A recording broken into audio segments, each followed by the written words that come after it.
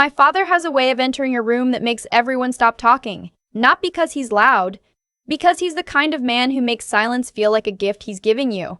Tall, silver-haired, the sort of doctor whose name appears on hospital wings and charity gala programs. Growing up, I thought that silence meant respect. It took me 31 years to understand it was just fear wearing a nicer coat. I was wrong to think he'd ever see me differently. That was the image he'd built, and I was supposed to be part of it. My name is Iris. My father is Dr. Harlan Cross, Chief of Cardiology at Mercy Presbyterian in Philadelphia. My mother, Vivian, no, I don't call her that. I call her my mother, though lately the word feels borrowed. She chairs 3 nonprofit boards, hosts fundraising dinners for the hospital, and has never once in my life asked me what I actually wanted for breakfast, let alone for my future. I'm their only daughter. I was supposed to be the one who finished the picture. They had it mapped out before I could read. Private school. Johns Hopkins, undergrad. Penn for law or medicine. They gave me the choice, which they presented as generous. I chose neither.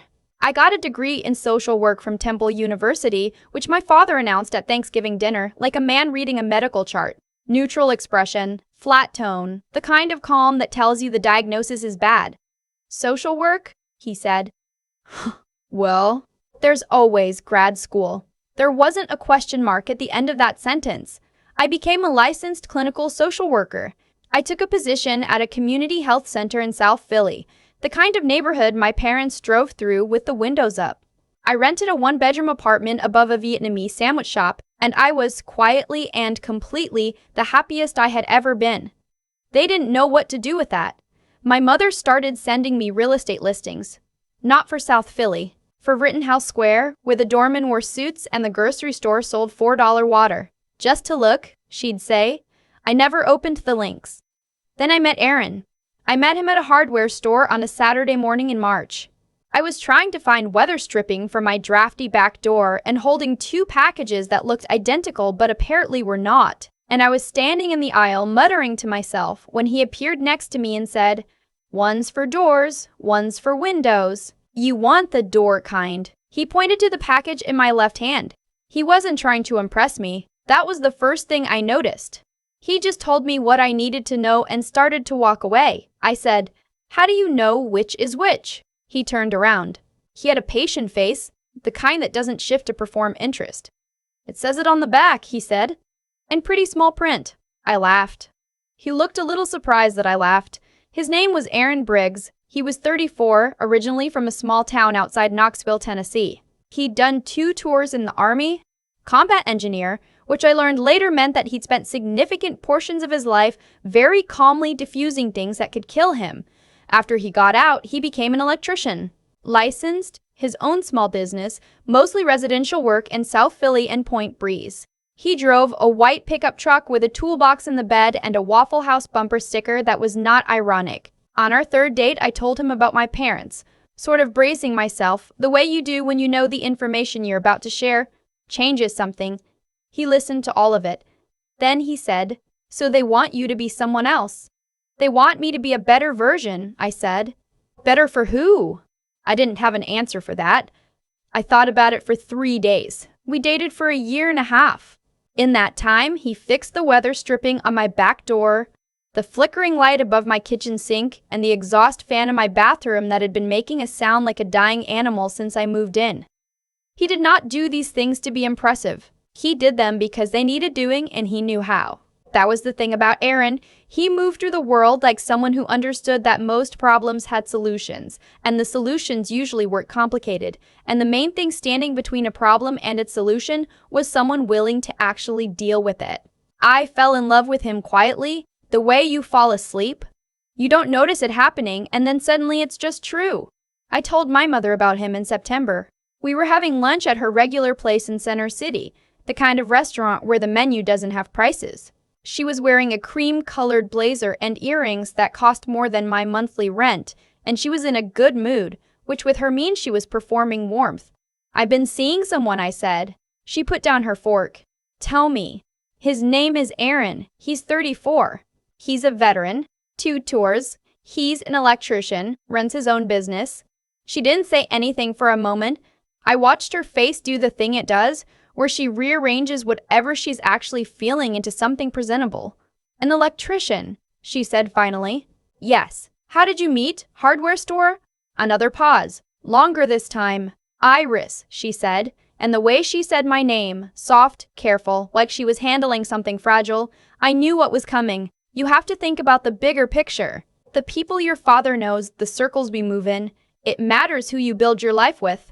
It reflects on you, I said. She looked at me. On the family. I picked up my fork and finished my salad. We talked about something else for the rest of lunch. That was how things worked with my mother.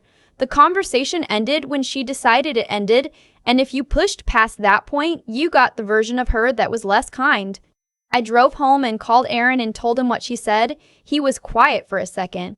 Does it bother you? He asked. That she cares about her image more than my happiness?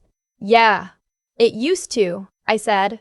Now it just makes me tired. He proposed on a Tuesday evening in my apartment. No restaurant, no audience.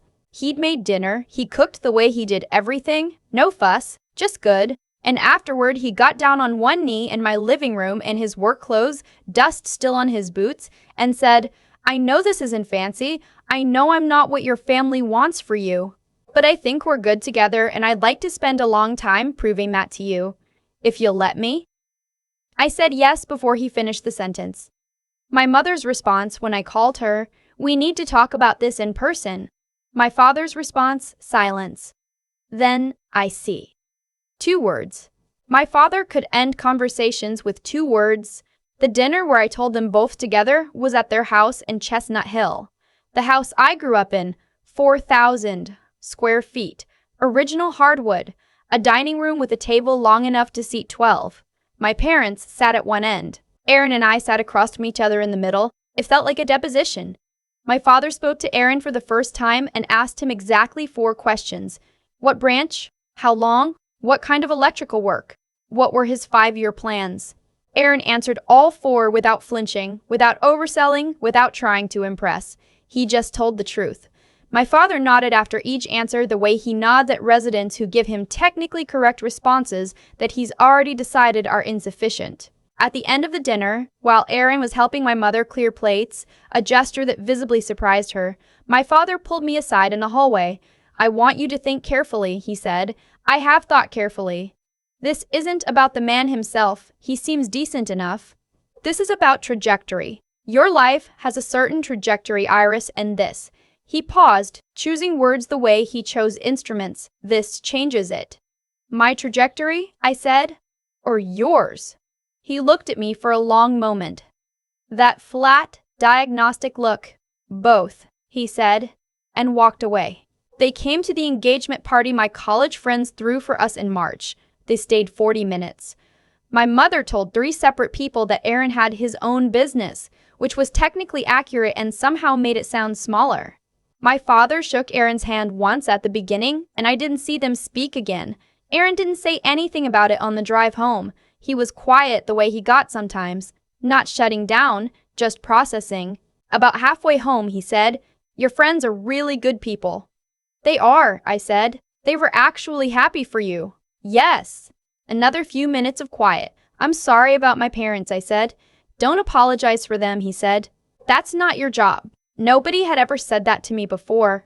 I had been apologizing for my parents my whole life, mostly silently, and the space between who they were and who I needed them to be. We got married on a Saturday in early June at a small event venue in Manya that sat maybe 80 people. I wore a dress I found at a sample sale. Aaron wore his dress uniform because his unit had asked if he wanted to, and he'd said yes. And when I saw him standing at the end of the aisle, I thought, there is nothing in this room my parents could be ashamed of. My father did not come. He called me 2 days before the wedding. The call was 11 minutes long, which I know because I looked at my phone afterward the way you look at a wound. He said he had a conflict, a conference in Chicago, a commitment that couldn't be moved. I knew it wasn't true. I didn't say that. I just said, okay, Dad. And the word dad felt strange in my mouth, like a language I was forgetting. My mother came. She sat in the 3rd row, next to my aunt, and she wore a gray dress that I recognized, the one she wore to funerals. She did not cry during the ceremony. She did not smile during the first dance. When the photographer asked the families to gather, she stood next to me with a hand on my shoulder that felt like a hand on my shoulder and nothing else.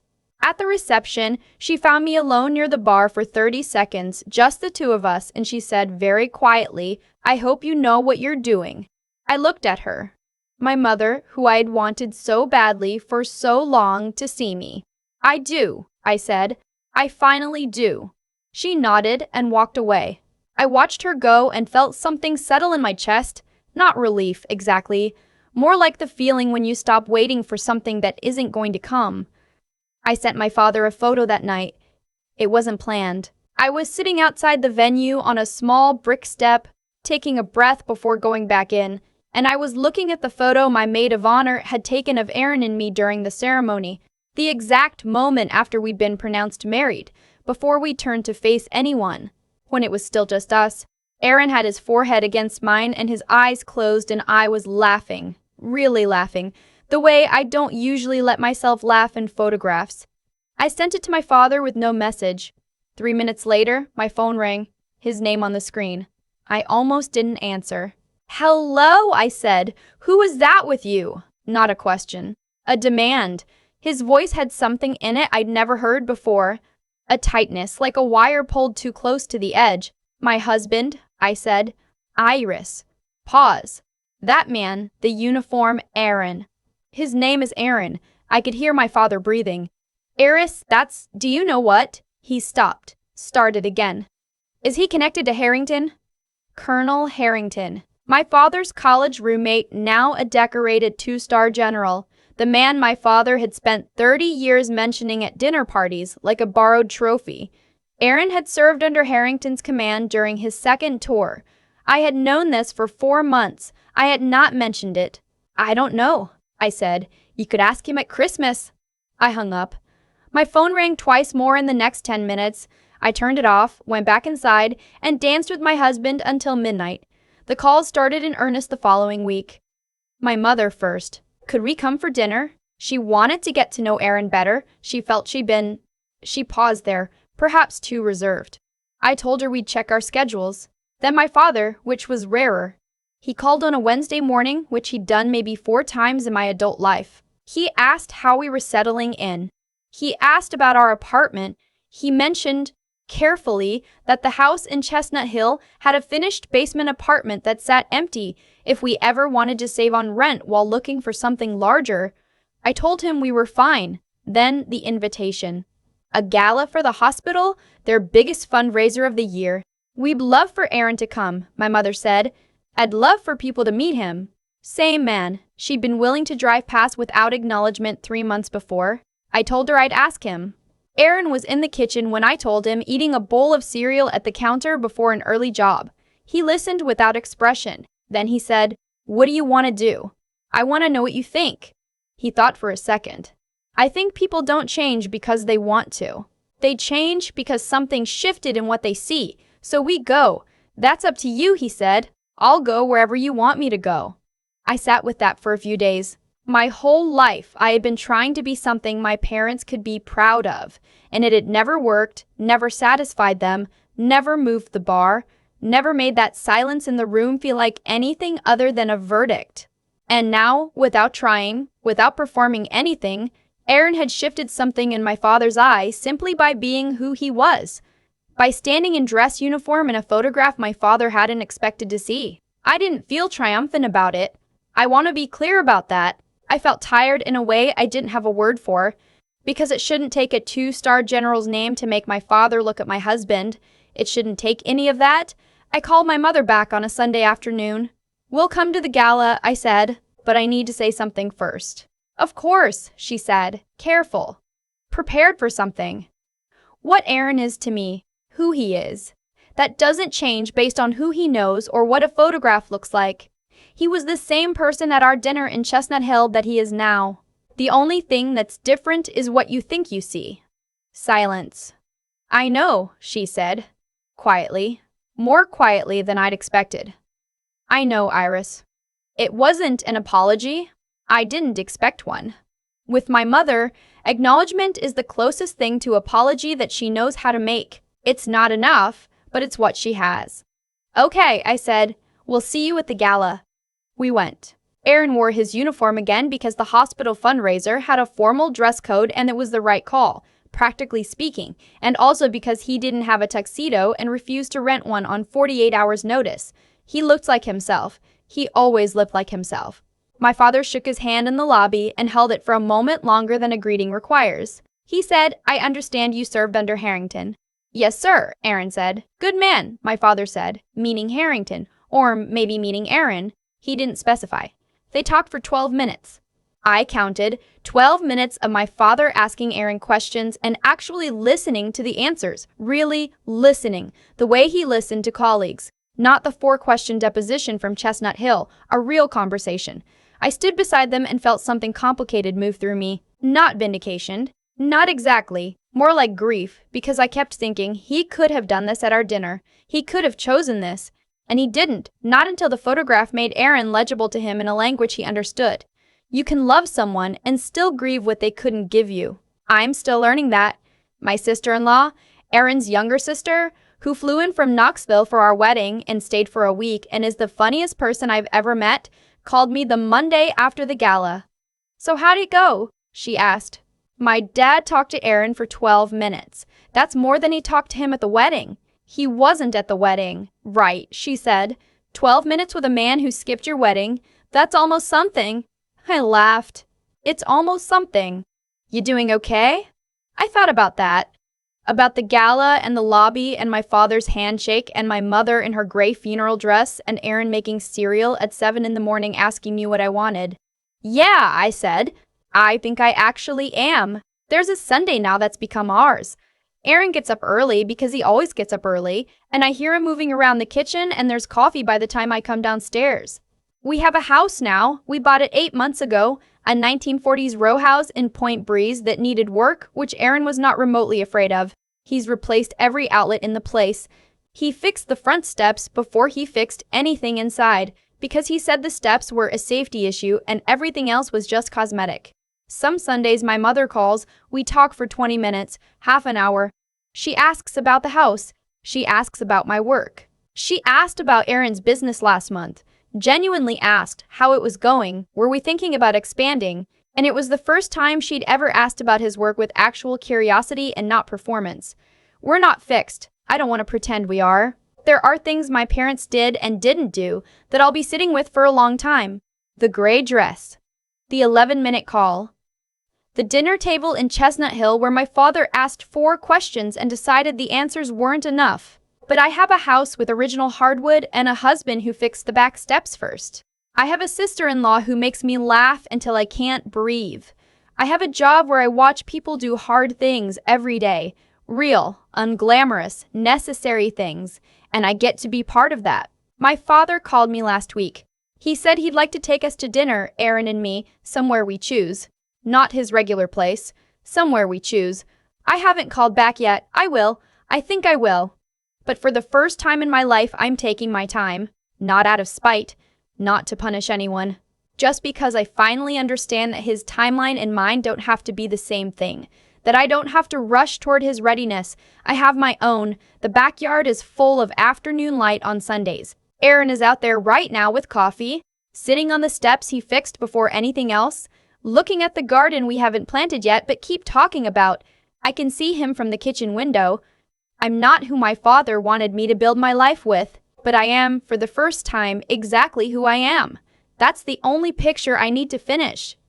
I used to think the hardest part of growing up was figuring out who you are. I was wrong. The hardest part is staying that person when the people who raised you keep handing you a different version of yourself and asking why you won't just wear it. My father spent 30 years building something. A name, a reputation, a carefully arranged life where every person in it reflected something he wanted people to see. I was supposed to be part of that arrangement, and for a long time, without fully realizing it, I tried to be.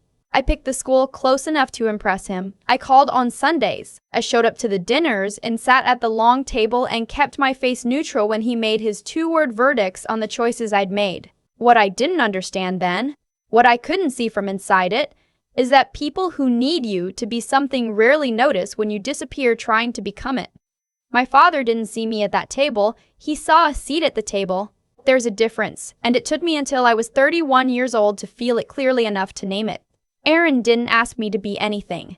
That sounds simple. It wasn't. I'd spent so long being evaluated that I didn't know what to do with someone who just looked at me like I was already enough. I kept waiting for the assessment, the conditions, the quiet redirection towards something more suitable. It never came. He just showed up, told me which weather stripping I needed, and eventually made me understand that the life I'd built in spite of my parents was actually just my life. Mine. Not a consolation prize. The photograph I sent my father wasn't a move.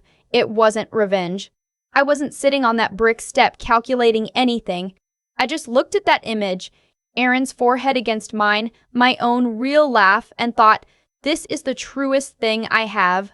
And for the first time, I wanted my father to see something true about me even if I wasn't sure he could. What happened after? The calls? The dinner invitation? The 12 minutes in the gala lobby? None of it fixed what had been broken. I want to be honest about that. My father talking to Aaron for 12 minutes doesn't undo the 11-minute phone call 2 days before a wedding. My mother showing up in a gray dress doesn't erase the lunch where she said, an electrician, the way you say a diagnosis. But here's what I've learned. Slowly and not without grief, the choices people make have weight that follows them. My father chose his conference. My mother chose her gray dress. Those choices said something true about what they valued, and no amount of reframing changes that. What changes is whether you keep waiting for them to choose differently or whether you finally accept what they showed you and decide what to do with it.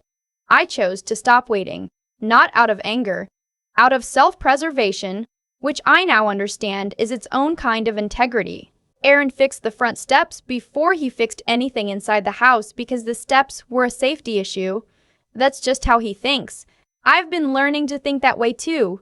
Deal with what's actually dangerous first, then work inward. My father's approval was never a step I needed to climb. It just took me a long time to stop standing at the bottom of it. I don't know what my parents will choose from here. I genuinely don't, but I know what I'm choosing. I'm choosing the backyard on Sunday mornings. I'm choosing the house with the original hardwood and the garden we keep talking about planting. I'm choosing the life that was always mine. The one I almost handed back because someone told me it wasn't good enough. It is. It always was.